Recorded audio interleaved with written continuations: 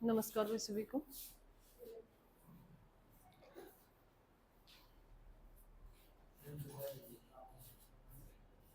हम इकोनॉमिक्स में भी अभी तक हमने इकोनॉमिक्स में किया है भी इकोनॉमिक बेसिक कंसेप्ट इकोनॉमिक्स क्या होता है।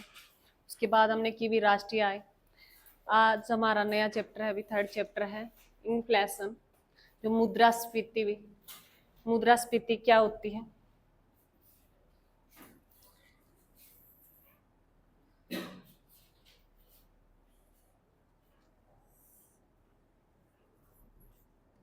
मुद्रास्फीति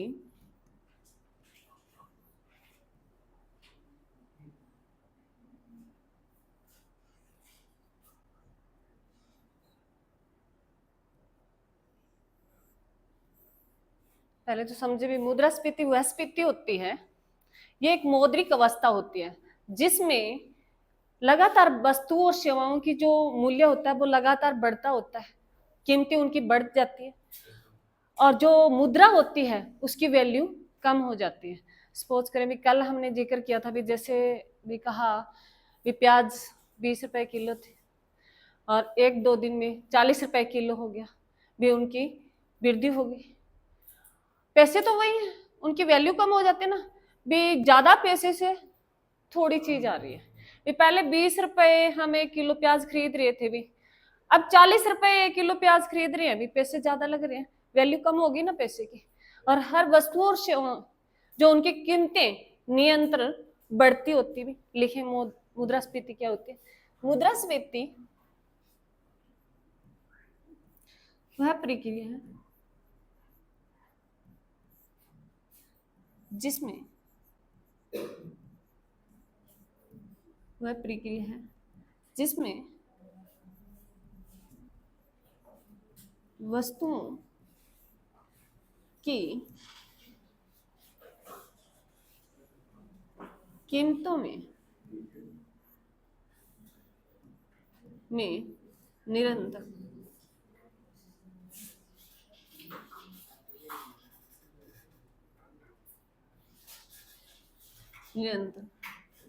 वृद्धि होती जाती है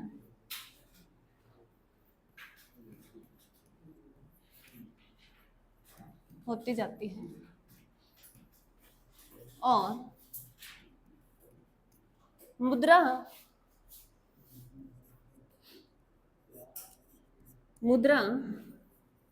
के मूल्य में निरंतर गिरावट होती जाती है।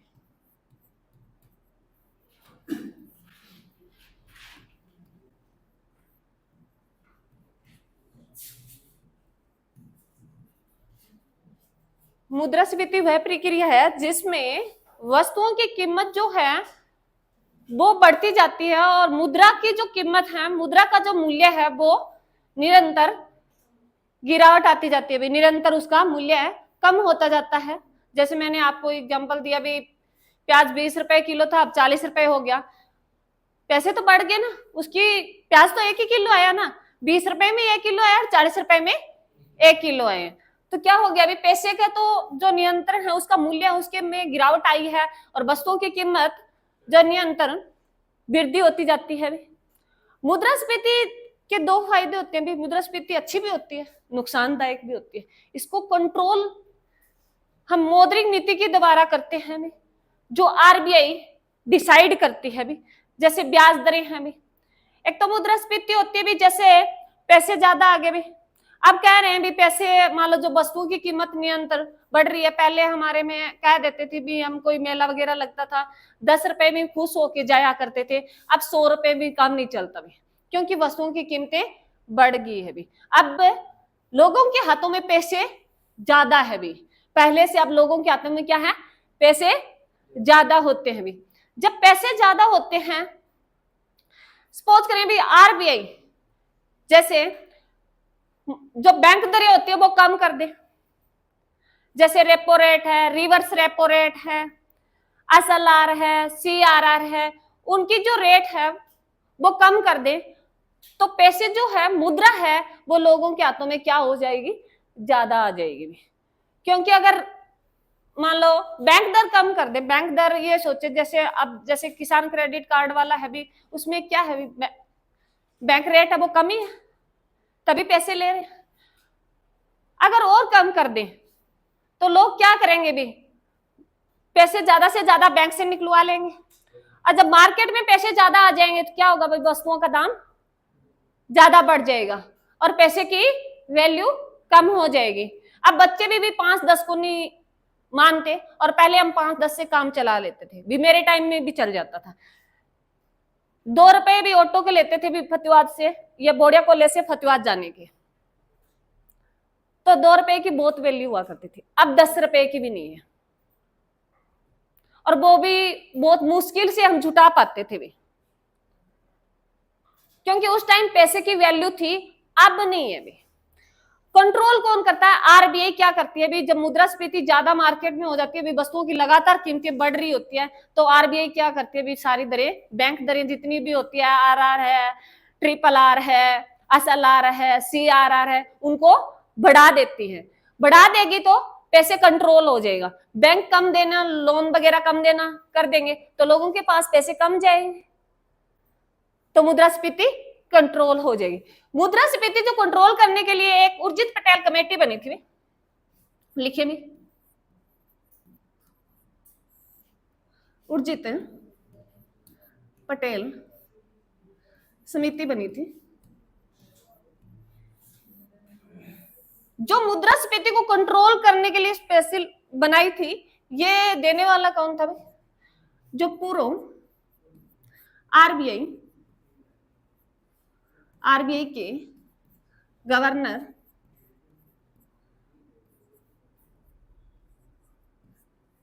रघुराम राजन थी। बातें नहीं हुई।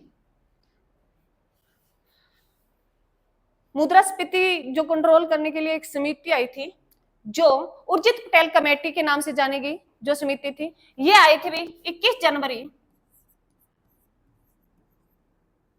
2013 को। इसकी अध्यक्षता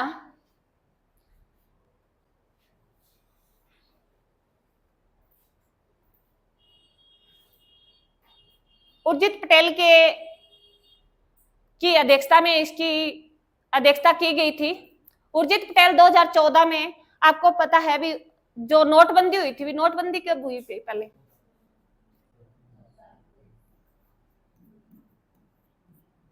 कब हुई, प्रॉपर डेट बताएं। जो कहा था अभी, प्यारे मेरे बहन और भाइयों, आज से 500 और 1000 का नोट बंद हो गए भी, मार्केट में नहीं चलेंगे। कब दिया था भाई,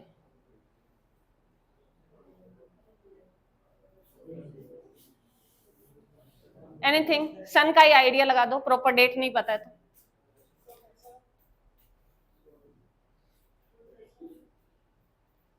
नहीं, रो प्रधानमंत्री कब आए अभी, नरेंद्र मोदी का जो टाइम पीरियड है, अब लोकसभा की तीसरी बार उन्होंने शपथ ली है, पहली बार कब आए थे, 14 में। और 14 में आते ही उन्होंने क्या किया था, नवंबर की बात है, लिखे भी 8 नवंबर 2014 को हुई थी, जिसमें किस किस के नोट पे पाबंदी लगाई थी भी, 500 और 1000 के में। फिर बाद में 2000 का निकाल दिया भी, अब वो भी बंद कर दिया। कब से बंद कर दिया भी, वो बता दो, ये तो करंट का ही है, 2023 में प्रॉपर भी। अब चल रहा है क्या, किसी के पास है क्या 2000 का,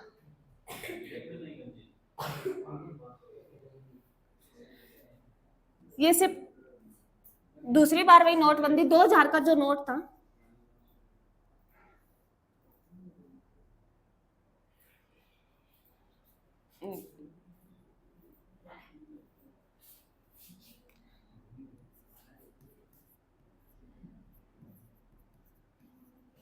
कब हुई भी, पहली बार कब हुई,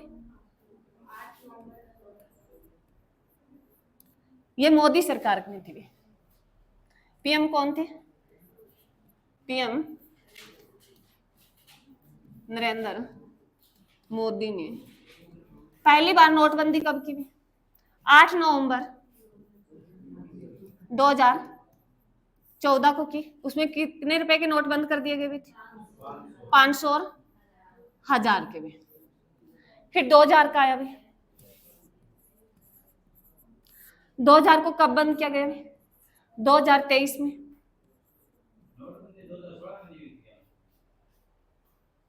सोलह में हुई। हाँ जी 16 में हुई, सही से 16 में हुई, 2016 में हुई, सही है भी। 8 नवंबर 2016 में हुई, सही है, सही है भी, 2016 में हुई। और 2016 में, चलो लिख लो, सॉरी भाई, 2016 में हुई। उस टाइम जो सक्षम योजना थी, मैं उससे, सक्षम योजना थी, ये सक्षम योजना जो कहां चल रही है अभी? हरियाणा में चल रही है। जो सक्षम योजना थी, सॉरी भाई मेरे को वो दिमाग में कुछ चोरी चल रहा था, 14 नहीं 16 में हुई थी। जब सक्षम योजना चली भी, यही नवंबर में चली थी भी सक्षम योजना पहली बार। जो हरियाणा में चल रही है अभी सक्षम योजना, जो भत्ते वगैरह मिल रहे हैं अभी, काम दिए जा रहे हैं उसमें, उसी टाइम ये 8 नवंबर 2016 को पहली बार नोटबंदी हुई थी। मेरे को इतना ध्यान था अभी, मैंने पहले सक्षम में काम किया था तो भी ये इस टाइम किया था, और मैं स्टार्टिंग में एसबीआई बैंक में ये था, उस टाइम नोटबंदी चल रही थी, तब मेरे को वो 14 वाला ध्यान रह गया, कोई बात नहीं। 8 नवंबर 2016 को हुई थी। दूसरी भी कब हुई? 2000 वाला कब बंद किया गया? 2023 में। ये सितंबर से चलना बंद हो गया अभी, सितंबर 2023 के, उसके बाद ये नहीं चल पाए। ठीक है, ये बोला गया भी इस तारीख तक जमा करा दो ये सारे नोट, उसके बाद नहीं चलेंगे। ठीक है, क्लियर में? बात उर्जित पटेल कमेटी की चल रही थी। उर्जित पटेल कमेटी कब आई है? जो मुद्रास्फीति को कंट्रोल करती है, कब आई है?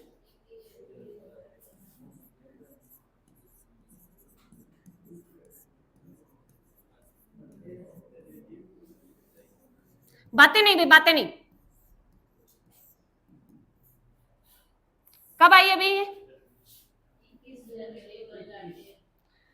पीछे ये कब आई? कोई बात नहीं, गलती इंसान से होती है।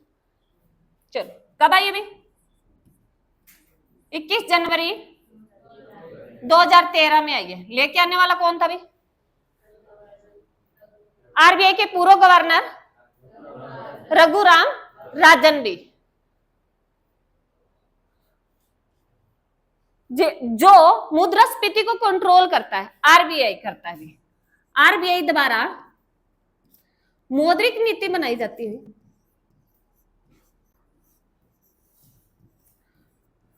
आरबीआई जितनी भी बैंक रेट होती है भी, उनको, उनके द्वारा जब मुद्रास्फीति ज्यादा हो तो आरबीआई उन बैंक दरों को बढ़ा देता है भी। और ये उर्जित पटेल कमेटी में बोला गया था भी, पहले जो कंट्रोल करने के लिए मुद्रास्फीति, एक साल में 2 बार बैठक हुआ करती थी भी,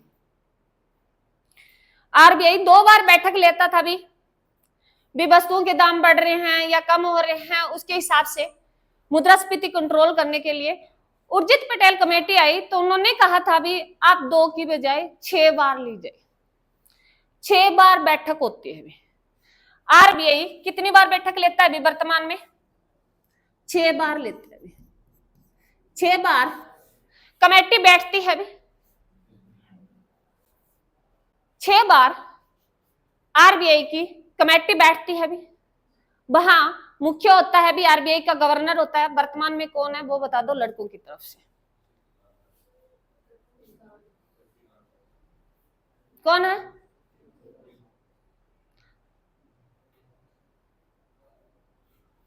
पीछे ये मोहित, पता है तो ठीक है, नहीं पता तो बोलना नहीं है। आरबीआई के वर्तमान में गवर्नर कौन है? अभी बोलना है ना, इधर से आवाज आई, आपने सुनी? क्योंकि तू बोल रहा था, सुनाई कहां से देते रहे? कौन अभी दोबारा बोला? जोर से बोलो, डर क्यों रहे हो? कौन है भाई? शक्तिकांत दास है। आरबीआई के वर्तमान में गवर्नर कौन है भाई?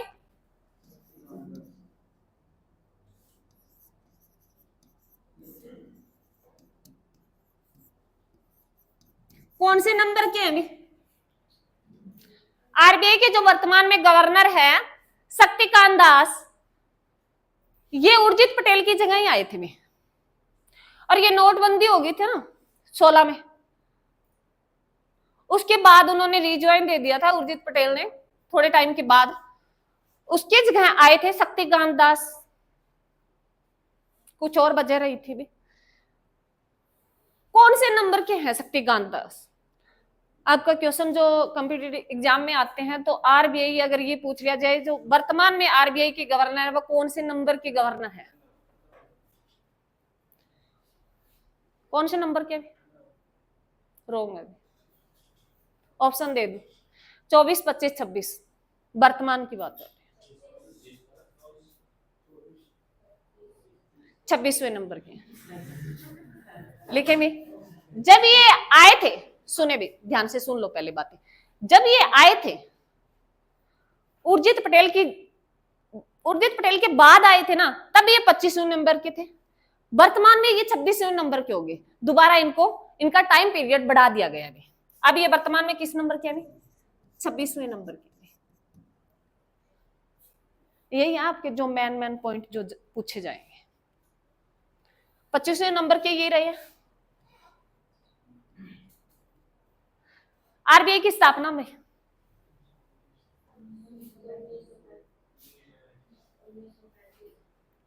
प्रॉपर डेट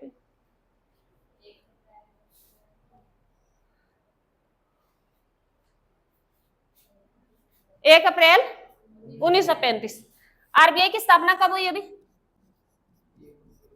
1 अप्रैल 1935 में। किस एक्ट के तहत हुई? अभी कौन सा एक्ट आया था?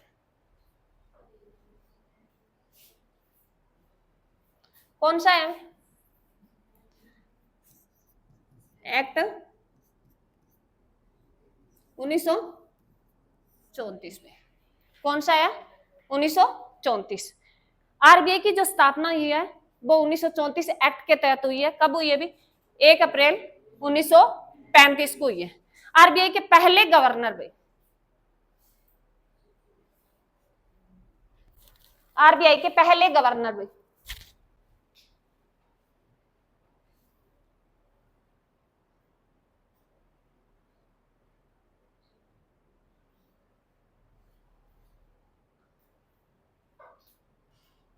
कौन थे भाई? आरबीआई के पहले गवर्नर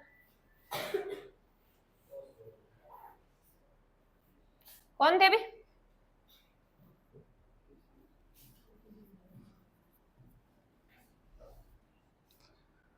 आरबीआई के फर्स्ट गवर्नर भाई कौन थे? पीछे से आवाज आई है, सही है ये बिल्कुल। कौन थे भाई? ऑसबोर्न।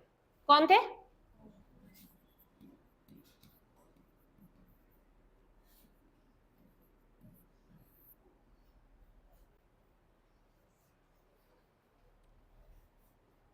ये तो थे भाई कोई ब्रिटिश था।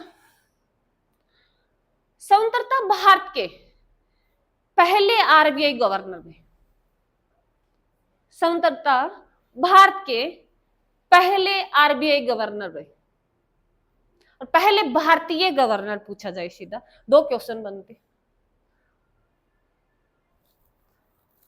स्वतंत्र भारत के पहले गवर्नर और पहले भारतीय गवर्नर आरबीआई के कौन थे भाई?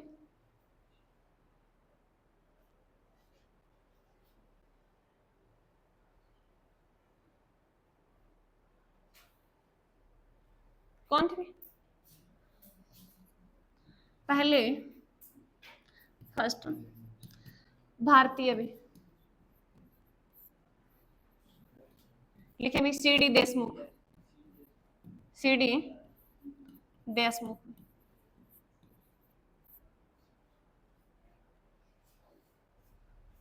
कौन थे?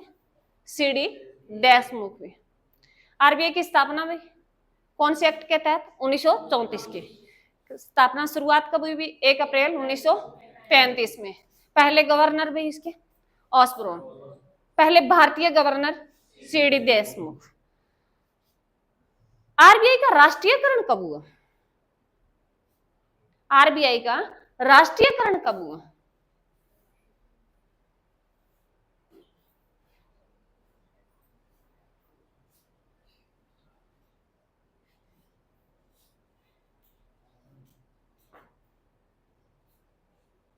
देखिए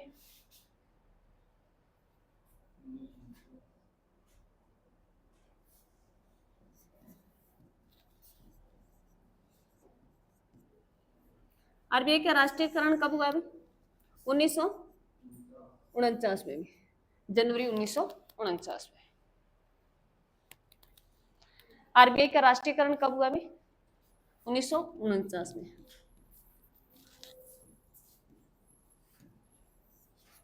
ये था भी आरबीआई का। आरबीआई के पहले गवर्नर, इसकी किस एक्ट के तहत स्थापना हुई, कब हुई, राष्ट्रीयकरण कब हुआ, वर्तमान में इसके गवर्नर कौन है, और आरबीआई है जो मुद्रास्फीति को कंट्रोल करता है। ये अपनी दरों को बढ़ा के भी, जैसे बैंक दर बढ़ा दी जाती है अलग अलग। उर्जित पटेल कमेटी ने बोला गया था कि पहले आरबीआई मौद्रिक जो नीति है, जो मुद्रास्फीति उसकी देखरेख करता था, वो साल में 2 बार बैठक करता था। अब कहा है भी साल में 6 बार बैठक ली जाएगी मुद्रास्फीति को लेके। तो 6 बार बैठक ली जाएगी, तो कितने मंथ के बाद एक बार बैठक होगी आप बताएं? हाँ भी 2 मंथ के बाद बैठक ली जाएगी, और दरों में उतार चढ़ाव किया जाता है भी। आरआर है, रेपो रेट है, उनमें बढ़ाई जाती है। अगर मान लो मुद्रास्फीति ज्यादा है भी, लग रहा है भी मार्केट में अब वस्तुओं की कीमतें ज्यादा बढ़ रही है, तो वो क्या करते हैं भी, जो हम लोन वगैरह लेते हैं उनको कंट्रोल कर देते हैं भी, दरें बढ़ा देता है, तो जो बैंकों से हम लोन ले रहे हैं वो कम हो जाते हैं। अगर ये लग रहा है भी गिर रही है कीमतें गिरने का तो कम ही चांस होता है, लगता है भी जैसे भी मान लो भाई कोई समाज है भी, मतलब चलाने के लिए, वो करने के लिए, उत्पादन करने के लिए पैसे भी चाहिए भी, और जो रेटें हैं इतनी बढ़ा दी जाए भी, जो व्यापारी है वो अपना लोन भी ना ले पाए, तो वस्तुएं कम आ जाएगी मार्केट में, तो वैसे भी अर्थव्यवस्था नहीं चलेगी। तो उनको कंट्रोल करता है भी, मैक्सिमम मिनिमम जितना औसत रखता है उनका, बिल्कुल भी प्रॉपर तरीके से मेंटेन करके रखता है भी, इससे ज्यादा। तो उर्जित पटेल कमेटी थी, उसमें इसमें बोला था भी जो रेट है वो हम 2 प्लस माइनस कर सकते हैं। ये 2 और 6 के बीच में, परसेंट के बीच में रहती है। जो मुद्रास्फीति उनकी जो रेट है वो हम कंट्रोल कर सकते हैं, 2 और 6 के बीच में रहेगी भी। इसमें हम 2 में प्लस भी कर सकते हैं, माइनस भी कर सकते हैं। ये 2 वाला चक्कर था भी, जैसे भी कोई रेट है, रेपो रेट है, रिवर्स रेपो रेट है, बैंक रेट, ये दरें थी भी, इनको हम कंट्रोल किया जा सकता है भी। प्लस उसमें 2 या भी, अगर ज्यादा लग रहा है भी मुद्रास्फीति ज्यादा है तो रेट जो 2 प्लस कर दी जाती है, अगर लग रहा है भी कम है तो 2 कम कर दी जाती है। ठीक है, इतने थे।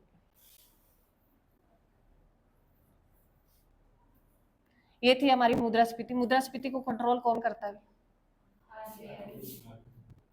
कौन करता है?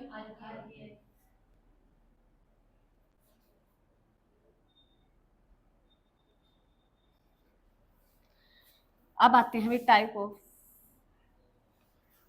इन्फ्लेशन।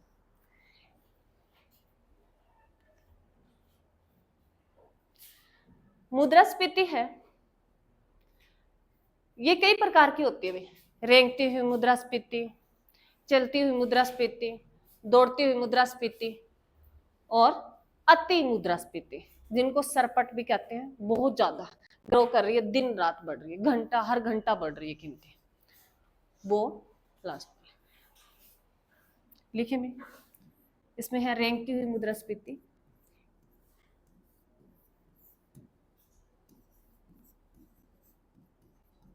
मुद्रास्फीति 2 नंबर है। चलती हुई मुद्रास्फीति,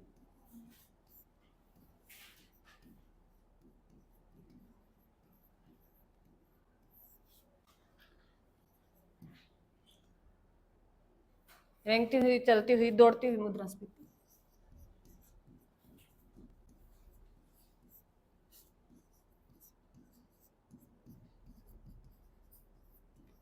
मुद्रास्फीति। उसके बाद है अति मुद्रास्फीति।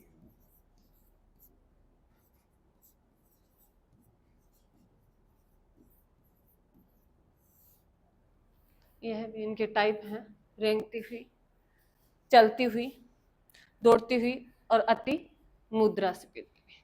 ये थे टाइप बे। इनका हम आगे आगे एक एक करके इसका एक्सप्लेन करेंगे।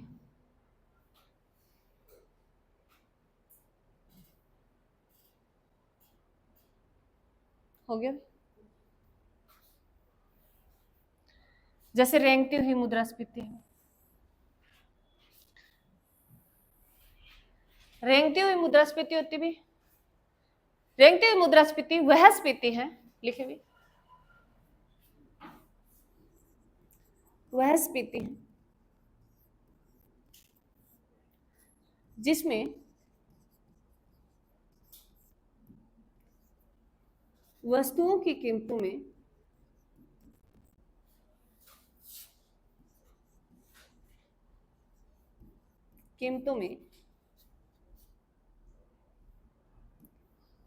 धीरे धीरे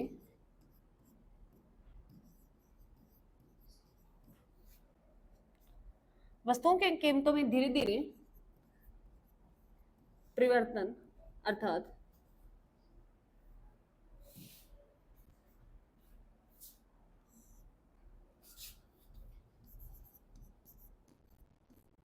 होता रहता है। यह स्फीति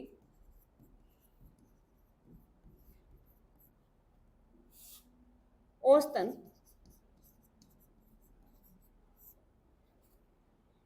औसतन 3 से 4% तक ही रहती है। लिखे में जो रेंगती हुई मुद्रास्फीति वह स्फीति है जो धीरे धीरे कीमतों में बढ़ रही हो भी। इसकी औसतन जो है, आपको इतना ही ध्यान रखना है, भी रेंगती हुई मुद्रास्फीति क्या है, जो धीरे धीरे कीमतों में परिवर्तन भी धीरे धीरे, जो 3 से 4% बढ़े। रेंगती हुई मुद्रास्फीति क्या है, जो 3 से 4% ही बढ़े, रेंगती हुई मुद्रास्फीति है।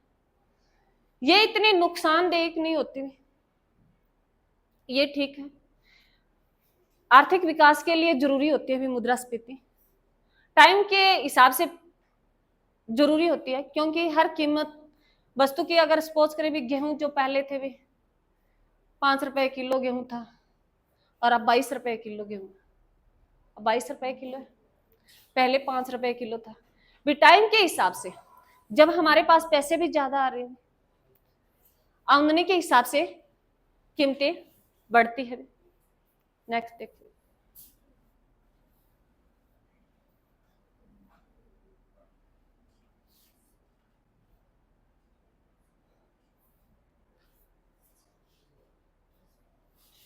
जैसे वर्किंग इन्फ्लेशन, चलती हुई मुद्रास्फीति क्या है, चलती हुई मुद्रास्फीति। चलती हुई मुद्रास्फीति वह स्फीति है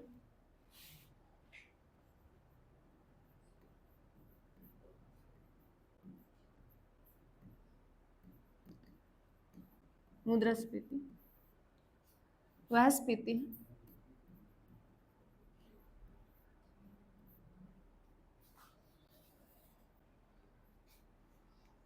वह स्फीति है जिसमें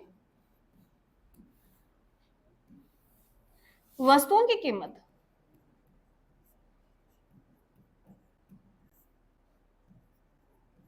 कीमतें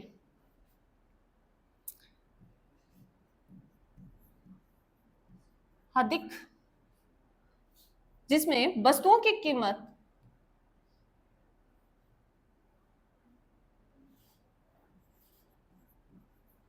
कीमत में परिवर्तन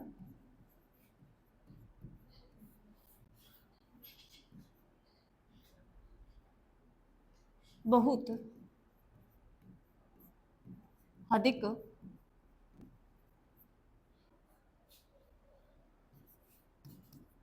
होने लग जाए। जैसे भी इसमें जो स्फीति होती है इसकी होती है, ये 4 से 7% तक होती है। इसकी औसतन जो है, औसतन है ये 4 से 7% तक बढ़ जाती है। सबसे ज्यादा आर्थिक विकास के लिए जो ये जो चलती हुई मुद्रास्फीति है, ये आर्थिक विकास के लिए लाभदायक होती है, क्योंकि जब वस्तुओं की कीमतें बढ़ रही होती है, सपोज करें भी मार्केट में जैसे अब है डिजिटल बोर्ड की कीमत बढ़ रही है, तो क्या करेगा भाई, ज्यादा से ज्यादा निवेश करेगा, ज्यादा से ज्यादा कंपनियां आएगी और वो निवेश करेगी, और जो हमारी जो अर्थव्यवस्था है वो मजबूत होगी, इनकम आएगी देश की। ये मान लो जो आए जिनकी, जैसे मौद्रिक भत्ता, मान लो जैसे पेंशन लेता है भी, नौकरी करता है, आपने सुना है भी उसमें बढ़ोतरी दी जाती है भी, सैलरी में कह देना 3 माही बढ़ोतरी होती है, 6 माही होती है किसी की, तो वो इसी के कारण दी जाती है भी, क्योंकि जो वस्तुओं की कीमतें हैं वो बढ़ रही होती है और उनका फिक्स होता है भी 10 जा रहा है, जिसको 50 जा रहा है, 60 जा रहा है, मिल रहे होते हैं भी, उनका काम नहीं चल रहा क्योंकि कीमतें बढ़ती होती हैं, तो उनको बढ़ोतरी दी जाती है, वो इसी में आती है। जो आय जिनकी बढ़ोतरी मिल रही है उसके लिए तो ठीक है भी, जिसकी स्थिर आय है भी, जैसे भी कोई प्राइवेट स्कूल है या प्राइवेट कोई भी काम है जहां कर रहा है, फिक्स नौकरी में कर रहा है, भी आपको 10,000 ही मंथली दिए जाएंगे, कोई बढ़ोतरी नहीं दी जाती उसमें, उनके लिए ये नुकसानदायक होती है। किन के लिए नुकसानदायक? जिनकी स्थिर आय होती है, जिनकी निश्चित आय हो। और फायदेमंद किन के लिए है? जो जिनकी कोई फिक्स आय, जिनको बढ़ोतरी मिलती हो, जैसे गवर्नमेंट में भी बढ़ोतरी मिलती है, और बाकी भी बड़ी बड़ी कंपनियां हैं, ये नहीं होता भी प्राइवेट सेक्टर में नहीं मिलती, मिलती है बढ़ोतरी, पर बड़ी बड़ी कंपनियों में। नॉर्मल जो काम कर रहा है, निश्चित आय वाला, एक दिहाड़ी वाला व्यक्ति है, दिहाड़ी जो 500-800 में, जो 1000 में दिहाड़ी जाता है, उनके लिए नुकसानदायक होती है। इनकी औसतन जो कितना होता है, 4 से 7% होता है, यहां तक कोई दिक्कत नहीं होती। आगे जब आते हैं रनिंग इन्फ्लेशन, दौड़ती हुई मुद्रास्फीति, क्या है? दौड़ती हुई मुद्रास्फीति।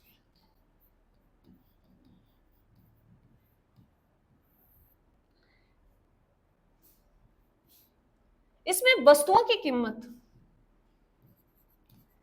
इसमें वस्तुओं की कीमतों में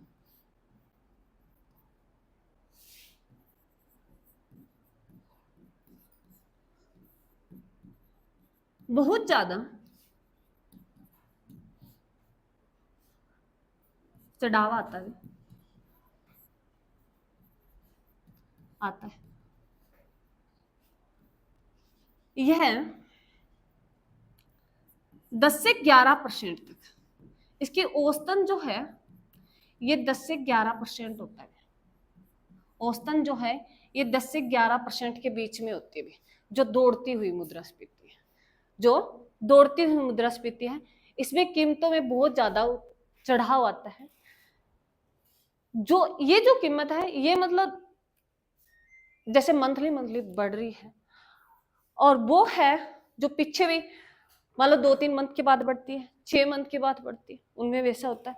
ये दौड़ती हुई भी मतलब लगातार 15-20 दिन के बाद कीमतें बढ़ गई, फिर 15-20 दिन के बाद बढ़ गई। इनकी औसतन जो स्थिति होती है वो 10 से 11% के बीच होती है। इसमें भी कंट्रोल किया जाता है, इसको कंट्रोल, ये भी उनके लिए कोई दिक्कत नहीं है जिनकी आय निश्चित नहीं है, जिनको बढ़ोतरी भत्ता मिल रहा है, उनकी कोई मुश्किल नहीं होती भी। जिनकी निश्चित आय होती है उनके लिए ये नुकसानदायक होती है। और कहीं ना कहीं जो उत्पादन करता है भी, जैसे देखो भी वस्तु, कई वस्तु है जिनमें बहुत टाइम लगता है भी, सपोज करें भी कीमतें आज जैसे प्याज वाला जिक्र लिया है भी, प्याज 40 रुपए किलो हो गया, तो आज तो प्याज हम उगा के कल तो नहीं बेच सकते ना, उसकी प्रोसेस प्रक्रिया में टाइम लगता ना। अब हम प्लान बना सकते हैं भी आगे आने वाले टाइम में हम क्या करेंगे, प्याज लगाएंगे। प्लान बनाते हैं भी हम प्याज की खेती करेंगे, क्योंकि अब उसकी मार्केट चल रही है, उसकी कीमतें ज्यादा है तब। तो इसमें ये होता है भी ये मांग जो होती है उसके हिसाब से बढ़ती है भी, जिस चीज की मार्केट में मांग ज्यादा होती है, अगर पूर्ति कम होती है, ये पेन की आवाज आ रही है, जिनमें जिनकी मांग ज्यादा हो कोई वस्तु की और मार्केट में उसकी पूर्ति कम हो, तो भी कीमतें बढ़ा दी जाती है ताकि उनको मेंटेन करके रखें। उसके कारण भी मुद्रास्फीति आ जाती है। लास्ट है ग्लोपिंग हाइपर इन्फ्लेशन, जो अति मुद्रास्फीति, अति मुद्रास्फीति।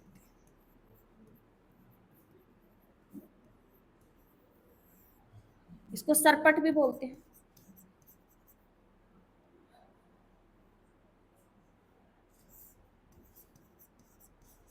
सरपट और अति मुद्रास्फीति होती है, जो बहुत इसमें उतार चढ़ाव, इसकी औसतन जो ये मुद्रास्फीति होती है, इसमें हर घंटे के बाद वस्तु की कीमत बढ़ रही होती है, हर घंटे के बाद वस्तु की कीमत बढ़ रही होती है।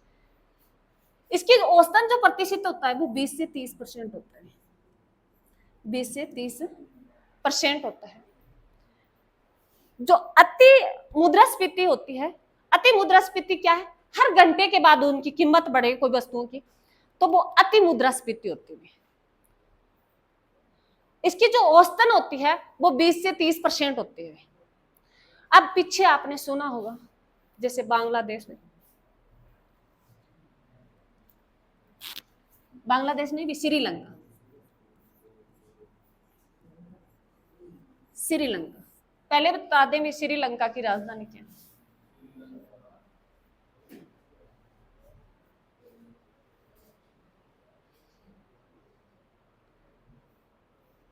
श्रीलंका की राजधानी क्या है? पड़ोसी देश है भाई श्रीलंका अपना, इसी से तो हमारी शान है। बिल्कुल मानचित्र लगाते हैं, ये ना लगाएं श्रीलंका तो अधूरा सा लगता है मानचित्र, है ना। जहां सोने की लंका है भी, रामायण पढ़ी हो, लंका को जलाने कौन गया था भी, राम गया है। और जो लंका तक गए थे तो भी पुल भी बना, उसे सेतु पुल के नाम से जाना जाता है। जैसे भी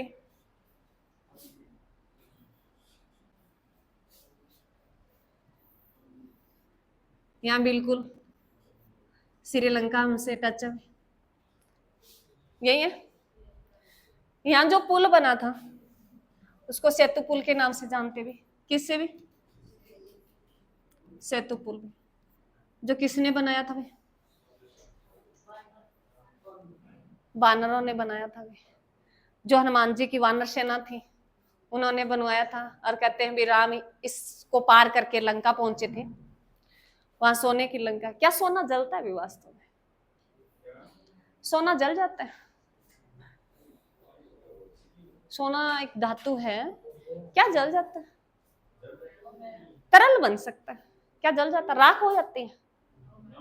साइंस वाले टीचर से क्वेश्चन करना भी, सोना क्या राख हो जाती है? हाँ तरल में हो सकता है, बाद में ठंडा होएगा तो वो अपने कठोर में आ जाएगा, यही है। तो ऐसे क्यों बोला जाता है लंका, सोने की जो लंका थी वो राख हो गई थी? रामायण पढ़ते हो? अच्छा वह टाइम और था, वो सतयुग था। वो क्या था? सतयुग था। अब क्या है? कलयुग है। बात श्रीलंका की चली थी। श्रीलंका की राजधानी बताइए क्या है? कोलंबो भी। क्या है? कोलंबो। इसके बीच में हमारी जो संधि है उसको क्या बोलते हैं?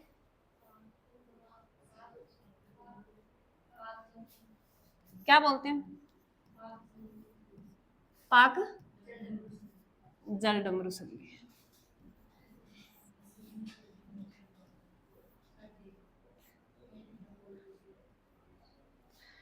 यहाँ अर्थव्यवस्था में चेंज आया था भाई। मेन मुद्दा था हमारा मुद्रास्फीति का, जो अति मुद्रास्फीति थी। तो श्रीलंका की जो अर्थव्यवस्था थी उसमें बहुत बड़ा भूचाल आ चुका था भी, क्योंकि मेन मुद्दा यह माना गया था भी जैविक खेती, उन्होंने प्रॉपर बोल दिया था भी सभी जैविक खेती करें भी। जैविक खेती क्या है भी?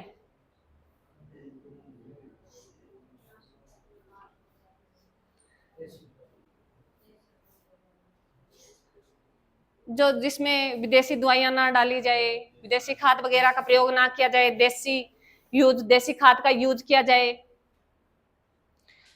एक तो मेन मुद्दा वो था। और यहाँ हर वस्तु की तंगी आ गई और वस्तुओं की कीमतें बढ़नी शुरू हो गई थी। अति मुद्रास्फीति हो गई थी। अति मुद्रास्फीति होती है भी कहाँ, जिनमें कोई प्रोडक्ट में कमी आ जाए और मांग ज्यादा हो जाए भी। सपोज करें भी गेहूं, एक तो आप जैसे हम दवाइयां वगैरह, जैसे भी पीछे चले जाओ 1966 की बात है, 66-67 में आई थी हरित क्रांति। कब आई थी? कब आई थी हरित क्रांति?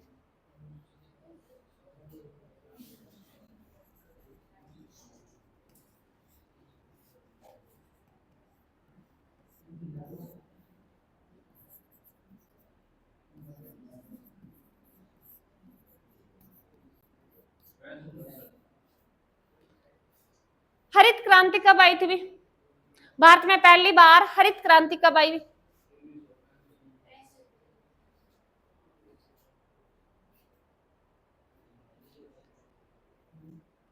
कितने कह रहे हैं भी? जो 65 में आई, 66 में आई।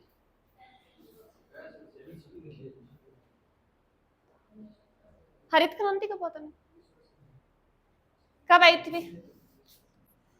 1966-67 या 67-68? अगर ऑप्शन दो दिए हो आपके सामने, सपोज करें, आप कौन से ऑप्शन पे जाओगे? कब आई थी भी? इतना बता दो, लेके आने वाला कौन था भारत में? हरित क्रांति को लेके आने वाला कौन था?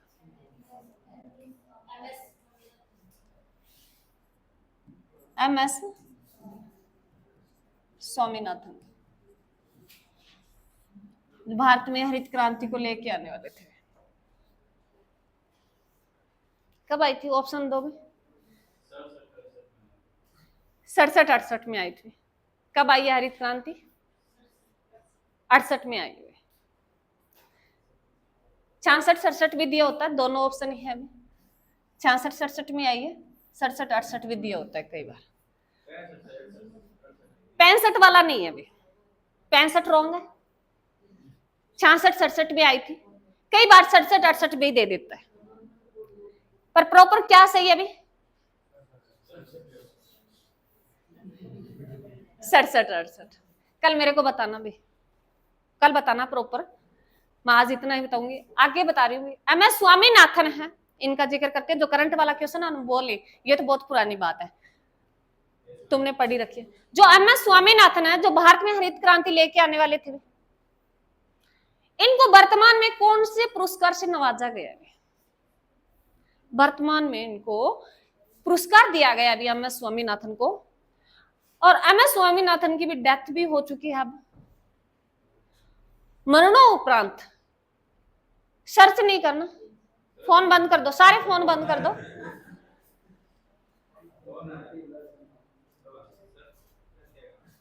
नहीं, जितना पता है तो कोई बात नहीं, मैं बता दूंगी। मैं खड़ी हूं ना आपके सामने, बताने के लिए खड़ी हूं।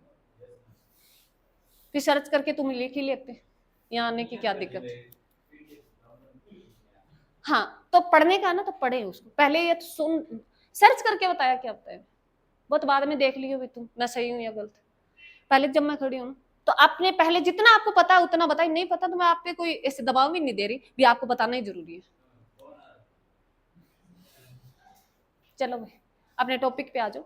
MS स्वामीनाथन थे, जिनको वर्तमान में भारत रत्न से नवाजा गया। MS स्वामीनाथन को भारत में किससे नवाजा गया है? भारत रत्न से।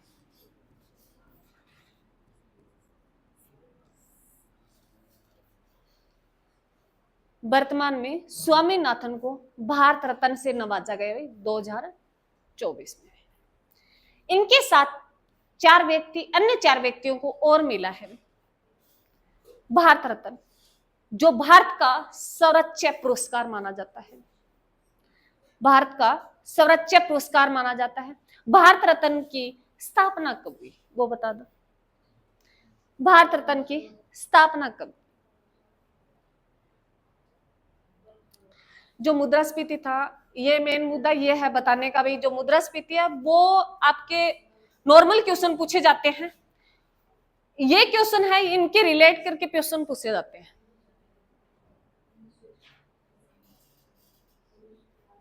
भारत रत्न की स्थापना कब हुई? भी कब हुई है भारत रत्न की स्थापना? 1954 में। पहली बार ये 3 बंदों को दिया गया, वो नाम बता दो भी किन को दिया गया? 3 व्यक्तियों को दिया गया था भारत रत्न पहली बार, या वो बता दो, या जो वर्तमान में 4-5 व्यक्तियों को मिला वो बता दो।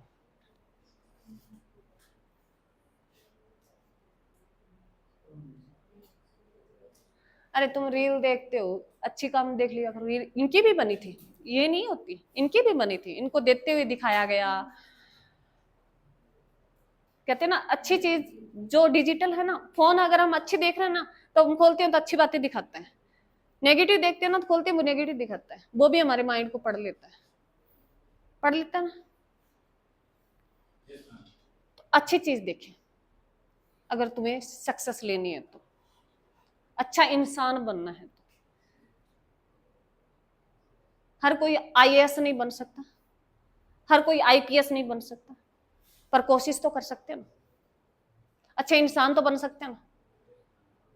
हाँ, तो पीछे कमर लगा के और पीछे बैठ के और ये बातें करके, मोहित कल आगे से बैठेगा, अमित है क्या या मोहित है?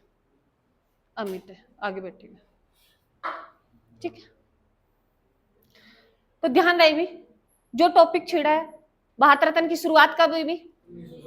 1954 में। कल मेरे को तीनों बताएंगे भी किन को मिला। अब वर्तमान में जिनको मिला वो लिखे भी पहली बार, एक एमएस स्वामीनाथन को मिला है, दूसरा नंबर लिखेंगे चौधरी चरण सिंह को मिला है,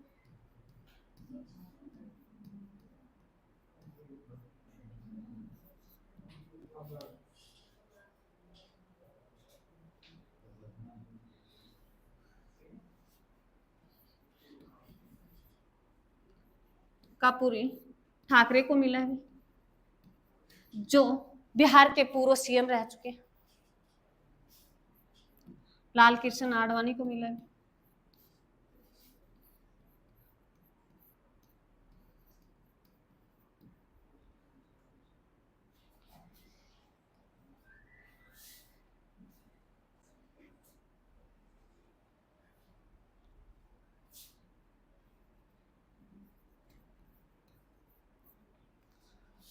high number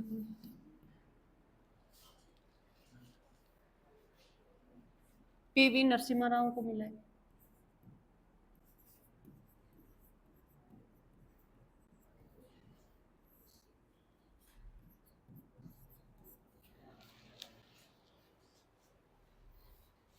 PV Narasimha Rao को मिला है। इन 5 को भारत रत्न दिया गया है भी, जिनमें पीवी नरसिम्हा राव, और ये जो 5 नाम लिखे हैं ना बहुत मुख्य नाम है भी, 2 ये आडवाणी है और ये कापूर ठाकरे है, ये जो बिहार के पहले पूर्व सीएम है, लिख लेना भी, ये बिहार के पूर्व सीएम रह चुके हैं।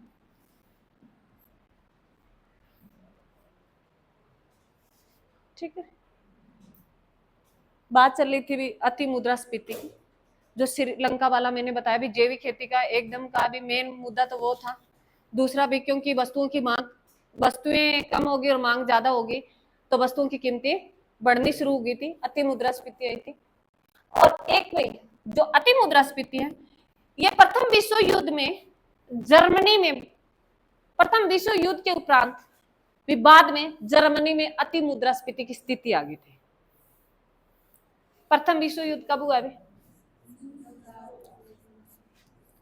प्रथम विश्व युद्ध जो कब हुआ अभी 1914 से लेके 18 तक चला भी। इस समय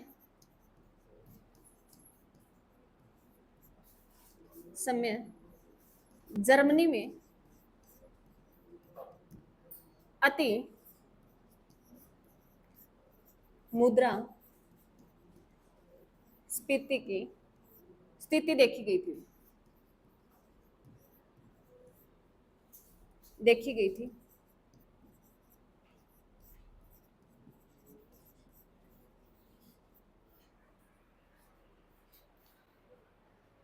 ठीक है, ये थी। हो गया भाई, हो गया।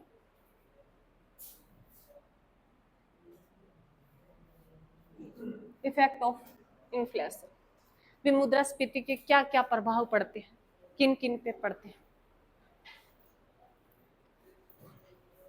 जैसे फर्स्ट अभी effect on production and development,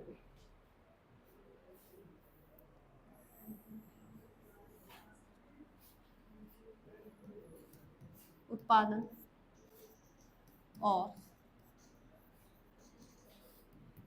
विकास पर प्रभाव।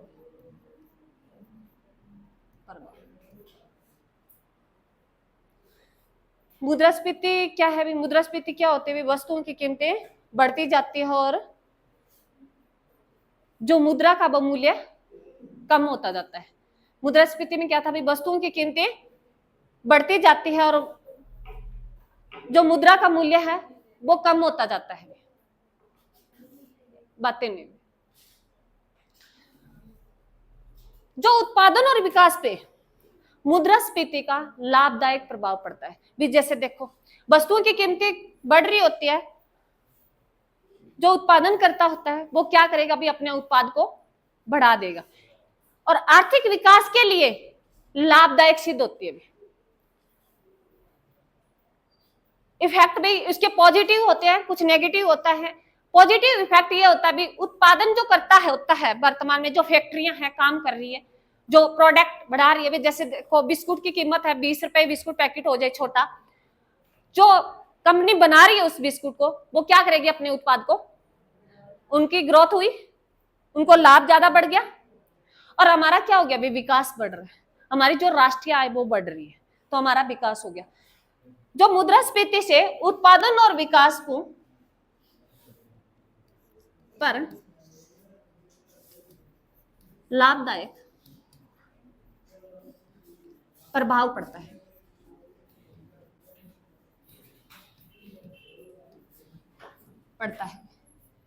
क्या होता है? इनकी कीमतें बढ़ जाती हैं तो विकास की गति अधिक तीव्र से हो जाती है और प्रोडक्शन जो है वो अपना बढ़ाता चला जाता है। दूसरा है भी effect on distribution of income में, आय के वितरण पर प्रभाव। आय के वितरण पर प्रभाव।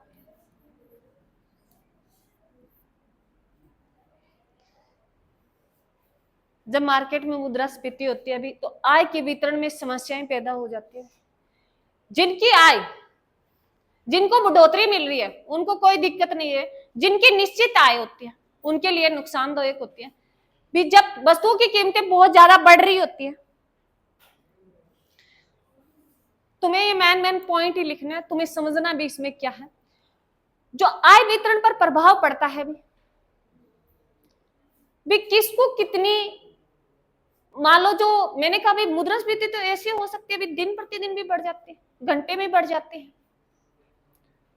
तो इसमें एक टाइम के बाद आय की इतनी स्थिति पैदा हो जाती है भी। जैसे मान लो सपोज करें भी किसी को 5,000 रुपए मिल रहे हैं मंथली, किसी को 5,000 रुपए मिल रहे हैं और वस्तुओं की कीमतें बढ़ जाए भी घंटे 2 घंटे में, तो घंटे 2 घंटे में तो कीमतें नहीं बढ़ती, उनकी पैर तो नहीं बढ़ती ना, वो तो उसकी उतनी रहेगी। तो सबसे ज्यादा आय वितरण के जो प्रभाव है उसमें बहुत नुकसानदायक होता है भी। आय वितरण का प्रभाव, उसमें असमानताएं और बढ़ जाती है। आय वितरण में मुद्रास्फीति के कारण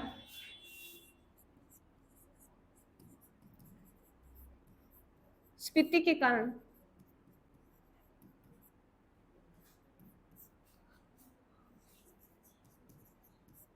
आय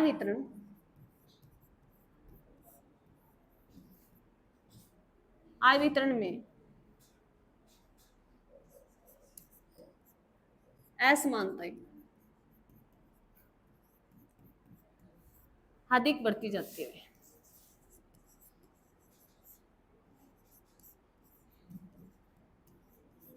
बढ़ती जाती है।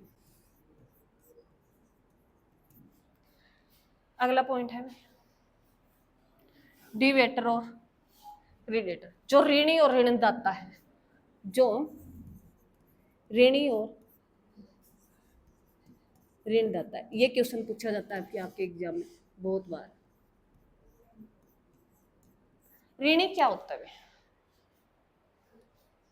इससे क्वेश्चन आता है। ऋणी क्या होता है, उधार लेने वाला। और ऋणदाता क्या होता है, जो उधार देने वाला है। ऋणी क्या है, उधार लेने वाला, और ऋणदाता क्या है, उधार देने वाला। मुद्रास्फीति की स्थिति होती है ना, तो ऋणी लाभदायक, ऋणी के लिए लाभदायक होती है।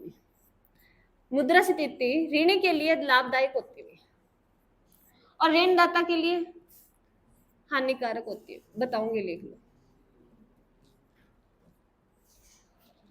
क्वेश्चन आपका ऐसे बन सकता है भी, जब मुद्रास्फीति हो तो ऋणी किस स्थिति में होता है। ऑप्शन आएंगे भी, लाभदायक होता है, उनके लिए हानिकारक होती है, दोनों होती है, या इनमें से कोई नहीं होती। तो ऋणी के लिए क्या होती है भी, लाभदायक होती है, और ऋणदाता के लिए हानिकारक होती है।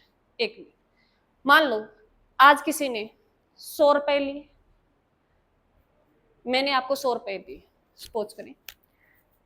आज आपके 100 रुपए में, आज उस 100 रुपए की इतनी, यहां से दबा दिया जी, कोई 100 रुपए में सपोज करें भी, आज मैंने आपको 100 रुपए दिए। आज उस 100 रुपए की कीमत अभी उससे 1 किलो गेहूं आ रहा है, सपोज करें। 2 महीने के बाद भी मुद्रास्फीति बढ़ जाए और 120 रुपए किलो गेहूं हो गया, भी 120 रुपए किलो गेहूं हो गया, तो आप तो लाभदायक है ना, क्योंकि उस टाइम आपने तो काम निकाल लिया अपना। मेरे लिए नुकसानदायक होगी ना, क्योंकि जो उस बस पैसे की क्या होगी, कीमत कम होगी। क्या होगी, कीमत कम होगी। कैसे कम होगी, भी पहले 1 किलो गेहूं 100 रुपए में आ रहा था, और अब कितने रुपए में आ रहा है, 120 रुपए में आ रहा है। कीमत कम होगी ना। जो ऋणी है उसके लिए लाभदायक होती है, क्योंकि उनके और जैसे देखो भी, एक तो 10 साल 15 साल 20 साल पहले के टाइम था भी, 100 रुपए 5-10 हजार रुपए बड़ी मुश्किल से मिलते थे, और एक आज अभी 1-2 लाख की तो कोई बात ही नहीं होती। बात यह है भी, क्योंकि कीमतें बढ़ रही है, पैसे की वैल्यू कम हो रही है। सामान तो वही है, वस्तु तो वही है, पर मार्केट में अब जो उनकी कीमतें इतनी बढ़ गई है, पैसे की वैल्यू गिर गई है। पहले वो जो 5-10 हजार की बात हुआ करती, वो अब 1-2 लाख में तो कोई वो नहीं है। तो वैल्यू थी उस पैसे की, जो 5-10 हजार वाला था ना, आज से 15-20 साल पहले उसकी वैल्यू थी, और आज वाले जो 1-2 लाख की उतनी वैल्यू नहीं है जितनी 5-10 हजार की हुआ करती थी। तो ऋणी क्या होता है, हमेशा लाभदायक होती है भी उनके लिए, और ऋणदाता के लिए क्या होता है भी, हानिकारक होती है भी। क्या होता है भी, हानिकारक होती है। आपको अगर जिनको समझ में आया भाई, मान लो मैं तो ये कहती हूँ हर चीज कंसेप्ट क्लियर करके तुम रखो। सपोज करें भी, तो आपको हमेशा रखना है भी, याद रखनी है ये बात, ये क्वेश्चन होता है भी जो मुद्रास्फीति होती है उसमें ऋणी लाभदायक होता है भी, हानिकारक होता है, लाभदायक होता है। और जो ऋणदाता है वो, उनके लिए मुद्रास्फीति क्या होती है भी, हानिकारक होती है। आपको बस ये 2 बातें ध्यान में रखनी, ठीक है।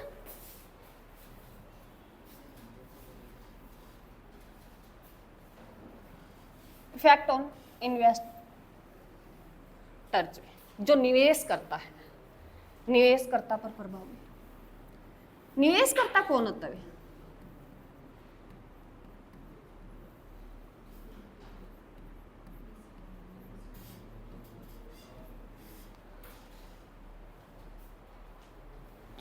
जब मुद्रास्फीति होती है, निवेश करता तो भी अलग ही हो सकता है। जैसे भी कोई उत्पादन कर रहा है वो भी निवेश करता है, निवेशकर्ता कोई शेयर खरीद रहा है, कोई शेयर में निवेश कर रहा है, कोई बॉन्ड डिस्पेंजर जो रख रहा है अपनी जो मतलब प्रतिभूतियां होती है वो अपने पास रख लेता है, अभी उनकी कीमतें बढ़ जाती है तो मार्केट में दे देता है। जो बॉन्ड वगैरह खरीद के रखता है उनके लिए मुद्रास्फीति नुकसानदायक होती है, भी हानिकारक होती है। और जो शेयर बाजार शेयर मार्केट में अपना इन्वेस्टमेंट करता है उनके लिए लाभदायक होती है। लिखे में जो निवेश करता है मुद्रास्फीति, जो निवेश करता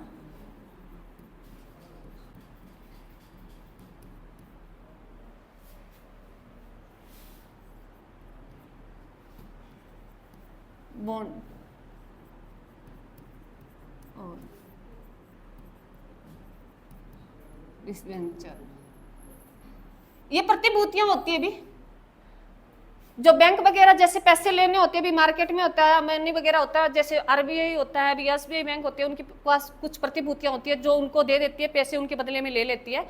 उनकी जो होती है जो बॉन्ड वगैरह होते हैं, जो निवेश करता बॉन्ड और डिबेंचर में, क्या डिवेंचर होता है, डिबेंचर पूरा नाम डिवेंचर, डिवेंचर अलग है, ये डिबेंचर होता है, वेंचर होता है। तुम समझ लो जो प्रतिभूतियां होती है जो बॉन्ड वगैरह खरीद के जो रखते हैं, मान लो कागजात होते हैं, ये कहने की बात है सीधी भी, कागजात होते हैं वो रख लेते हैं, उसके बदले में पैसे दे दिए जाते हैं, फिर बाद में उनकी जो मुद्रास्फीति में ये जो इसमें जो निवेश करने वाला है उनके लिए ये हानिकारक होती है भी। जो बॉन्ड वगैरह में निवेश करता है उनके लिए क्या होती है अभी मुद्रास्फीति,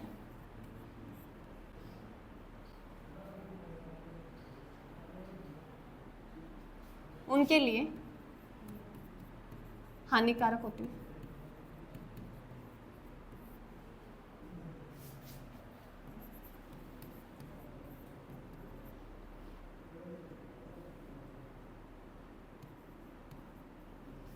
आती है। और जो शेयर बाजार में निवेश करता है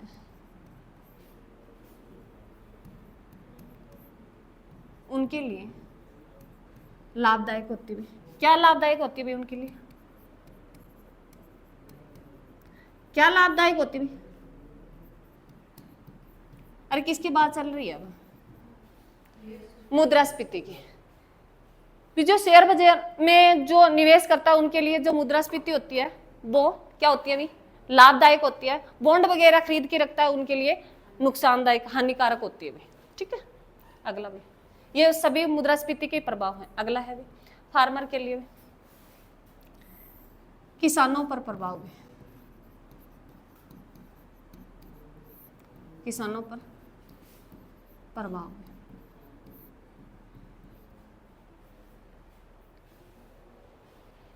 जैसे भी किसानों को फायदा भी होता है और उस पर प्रभाव भी पड़ता है। फायदा ये होता है भी जैसे गेहूं की कीमत बढ़ रही है, कपास वगैरह की बढ़ रही है, फायदा हो रहा है। अब जो कपास जो फायदा ले रहा है वो तो फायदा ले रहा है, बाकी का जो खरीद रहा है अभी कपास से बनते हैं वो, गेहूं से जो प्रोडक्ट बनते हैं वो, और कपास जिनसे वस्त्र वगैरह बनते हैं वो, तो उनकी कीमतें बढ़ेगी ना। क्योंकि कंपनी जो है, मान लो सपोज करे भी किसान कपास लगाई 10,000 रुपए क्विंटल कपास, और जो कंपनी का मालिक है उसको खरीद के लेके जा रहा है, भी उसको रुई बनाएगा, बनोले अलग करेगा, उनका अलग चार्ज लेगा, बाद में उसको अलग से लेगा, उसका धागा बनाएगा वो अलग से चार्ज लेगा, उसका बाद में जब वो जाएंगे धागे वगैरह की रंगाई करके आएगी वो अलग लेगा, कपड़ा बन के आएगा तब अलग होगा। तो क्या हो जाएगा अभी, कपड़े की कीमतें जब बढ़ जाती है, और कपड़े हमें चाहिए भी पहनने के लिए। जो मुद्रास्फीति होती है वो, मेरा कहने का मतलब है भी किसान पर, उनके लिए लाभदायक भी होती है और नुकसानदायक होती है। नुकसानदायक ज्यादा होती है, लाभदायक कम होती है भी। जैसे पीछे भी एमएसपी वाला जिक्र चला था, क्या थी भी एमएसपी?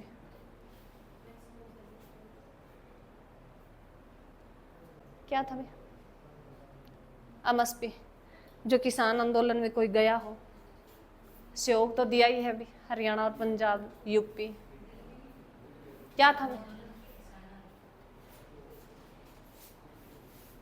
ये था भी वस्तुओं का हमें मैक्सिमम न्यूनतम रेट दिया जाए, फिक्स किया जाए। इसमें 23 फसलों पर एमएसपी मिलते हुए, किस पे? 23 फसलों पर मिलती है, 23 फसलों पर एमएसपी है भी।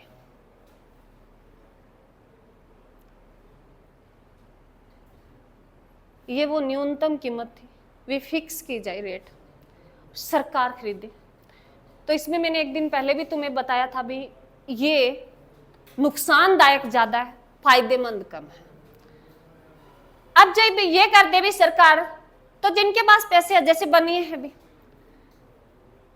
बड़े बड़े इकोनॉमिक्स था, उन्होंने कहा भी सरकार इस पे ना अपना विचार करे भी, तब ये रोका गया था। ये नहीं था भी मान लो सब कुछ बंद किया गया भी, कहीं ना कहीं उकसाने वाला ज्यादा होते हैं और समझाने वाले कम होते हैं। और कुछ एक होते हैं भी जो मान लो कुछ एक फेमस हो जाते हैं भी, कुछ एक अपनी राय रख जाते हैं भी। और कोई किसान ऐसा होता है जो पूरे दिन बैठा रहता है वहां, भूख प्यास से तड़पता रहता है और कुछ हाथ नहीं आता भी। और जो कर रहे हैं क्या पता वो फायदा भी ले जाए। और ये भी कहा गया था पीछे, आपने सुना होगा भी, आपने इतना आंदोलन किया है, जितना आपने यहाँ बैठ के पैसे वेस्ट किए हैं, अच्छे बड़े बड़े भी, जैसे क्योंकि हर कोई चाहता है भी, कंट्रियों से भी पैसे आ रहे थे भी, पंजाब का इलाका जो कनाडा है, इधर से पैसे आते हैं, डॉलरों की उनकी कोई कमी नहीं होती, तो वो क्यों हल्ले में बैठे आराम से धरने पे भाई, उनको तो बैठा ही रहना है। जो नॉर्मल किसान खेती बाड़ी करता है उसके लिए तो फसलें नाश हो रही है ना पीछे से, तो उनके लिए था भी। और इनकी कीमतें थी भी जैसे उसमें गिने चुने हो जाएंगे भी, ये दे दें भी बनियों, जैसे मान लो भट्टू में सपोज करें 2 ही खरीदने वाले हो जो फिक्स रेट में खरीदते हो, और 2 के पास जो जिनकी चलती है भी और जिनकी अच्छी जान पहचान है, बिक जाए, और कोई किसान छोटा किसान है वो 4 दिन वहां बैठा रहे, तो नुकसान किसको है भी? छोटे किसान को है। बात बोली गई थी भी छोटे किसान को नुकसान है, इसमें बड़ा तो फायदा ले जाएगा, क्योंकि उसके पास तो पहले मैंने कल बताया था भी आर्थिक स्थिति पहले उसकी मजबूत है, बाद में भी उसकी रहेगी, क्योंकि उसकी तो इतनी पहचान है भी। अगर वो 10 दिन डेरा डाल के बैठा तो कोई दिक्कत नहीं है, छोटे किसान को तो 2 दिन की दिक्कत है, उसको तो 1 रात की भी दिक्कत हो सकती है। और अगर ये नहीं दी गई तो पूरा मार्केट है, पूरा भट्टू मंडी है, जहां इतने बढ़िया बैठे हैं भी, सारे उनके अलग दाम लगाएंगे भी। सपोज करें भी टमाटर की, मान लो पूरे इलाके में 2-3 गांव में मान लो टमाटर हो और उनकी बोली लग जाए भी, तो किसान की आमदनी बढ़ गई ना भी, बढ़ी या नहीं? एक तो एक जब फिक्स रेट कर दिया भी, मैं 20 रुपए किलो टमाटर लेना ही है और मैं एक ही हूं खरीदने वाला, तो मैंने एक ही फिक्स बोल दिया, चाहे किसान के चाहे टमाटर गले हुए, कोई दिक्कत नहीं है, गले सड़े। अगर ये बोल दिया जाए भी कोई छूट है, कोई भी बोली लगा सकता है, तो क्या होगा, उसमें अलग से रेट बना लेगा। कोई कह दे भी जल्दी मैं आपको 22 दे दूंगा, कोई कह दे 18 दे दूंगा। अगर बिक जाते हैं 18 में, खेत के अंदर से 18 में उठा के लेके जा रहा है, मार्केट में 20 है, तो क्या दिक्कत है? फायदा है ना भाई। कुछ ये भी दे दे मैं तोड़ के लेके आ सकता हूं, आपको साफ करने की जरूरत नहीं है, तो फायदा होता है। वहां छोटे किसानों को फायदा देखा गया था। ठीक है, अगला देखेंगे, इफेक्ट ऑन फिक्स सैलरी, जिनको निश्चित आय वाले, निश्चित आय,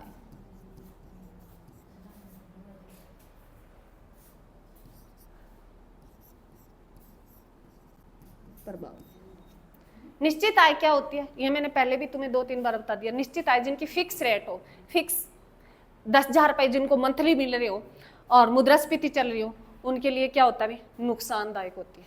किन के लिए? जिनकी फिक्स रेट हो, जिनकी फिक्स आय हो, निश्चित आय हो, उनके लिए क्या होती है, मुद्रास्फीति हानिकारक होती है, नुकसानदायक होती है, क्योंकि पैसे तो उतने ही मिल रहे हैं और मार्केट में हर सामान के दाम बढ़ रहे हैं। उनके लिए क्या होती है, हानिकारक होती है मुद्रास्फीति। कैसा प्रभाव पड़ता है भी, हानिकारक प्रभाव पड़ता है। कैसा पड़ता है, हानिकारक।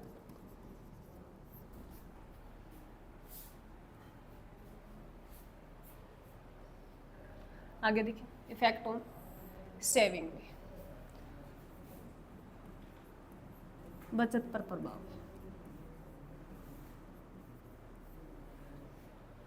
बचत पर प्रभाव, सपोज करें हमारे पास भी 10,000 सैलरी आ रही है, हम 5,000 हमारा मंथली खर्च हो रहा है और 5 हम बचा रहे हैं।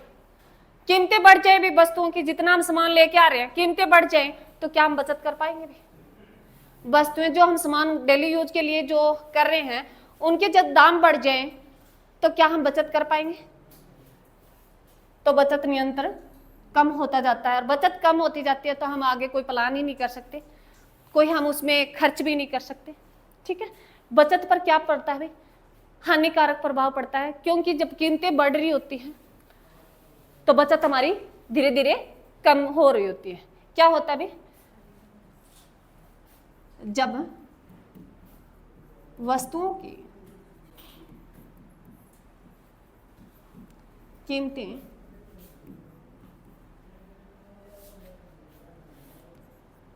निरंतर बढ़ रही होती है तो बचत कम होती जाती है, कम होती जाती है, और जिससे आगे हम निवेश नहीं कर सकते, उत्पादन कम हो जाएगा। अगला भी इफेक्ट ऑन बैलेंस पेमेंट भी,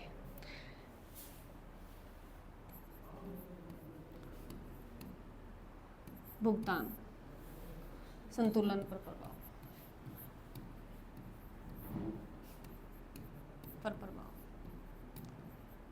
मुद्रास्फीति होती है भी तो क्या होता है, निर्यात जो हमारे होते हैं वो क्या हो जाते हैं, कम हो जाते हैं,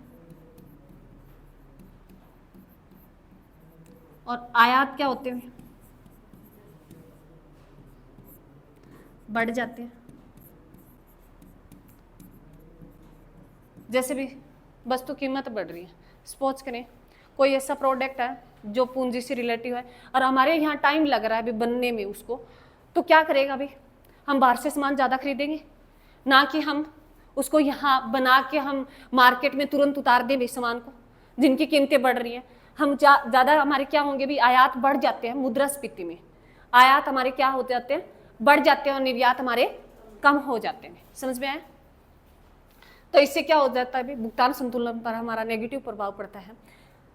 हमें ज़्यादा से ज़्यादा, पहले भी हम बहुत कर्जवान हैं, पैसे उठाने पड़ते हैं बाद में। ठीक है, आगे देखेंगे इफेक्ट ऑन गवर्नमेंट। गवर्नमेंट पे जो इफेक्ट होता है, जैसे गवर्नमेंट कोई वस्तु बना रही है, सपोज करें गवर्नमेंट कोई रोड बना रही है, रोड बना रही है, उसमें जितना मटेरियल लग रहा है उसकी कीमतें बढ़ गई भी, तो सरकार को पैसे ज्यादा देने पड़ रहे हैं ना।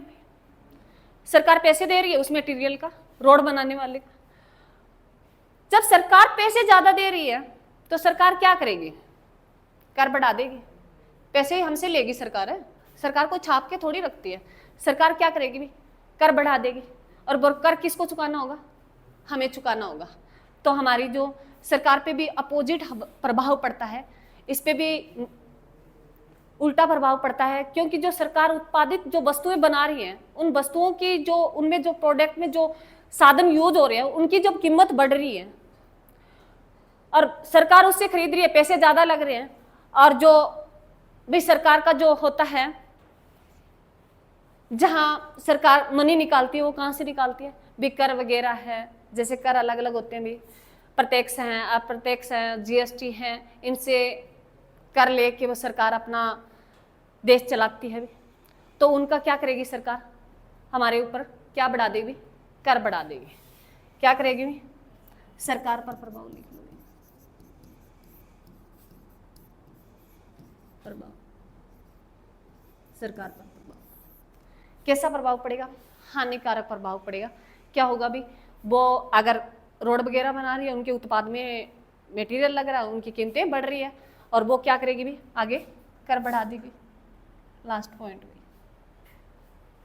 मॉरल इफेक्ट, नैतिक प्रभाव।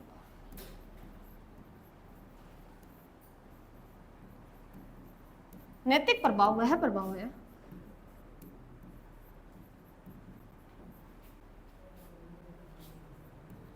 जिसमें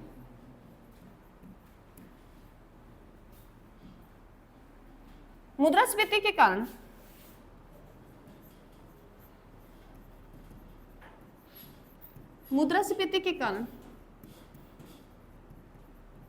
कारण व्यक्ति अपनी जीवन यापन आवश्यकताओं को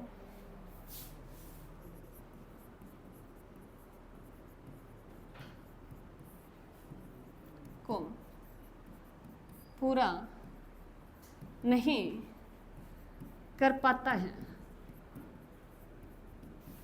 इसके कारण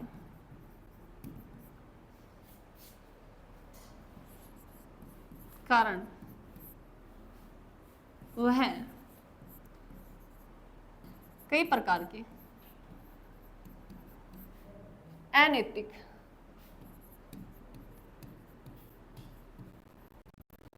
कार्य करता है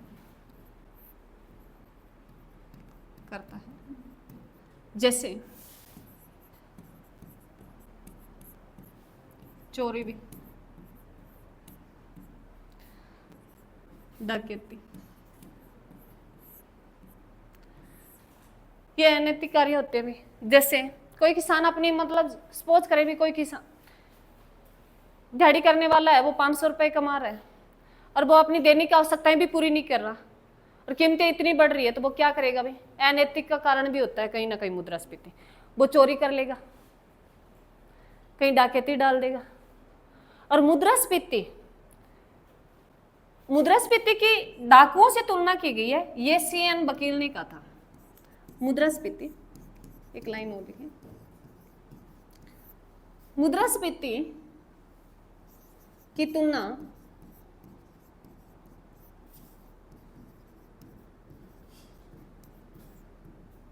डाकुओं से की गई है।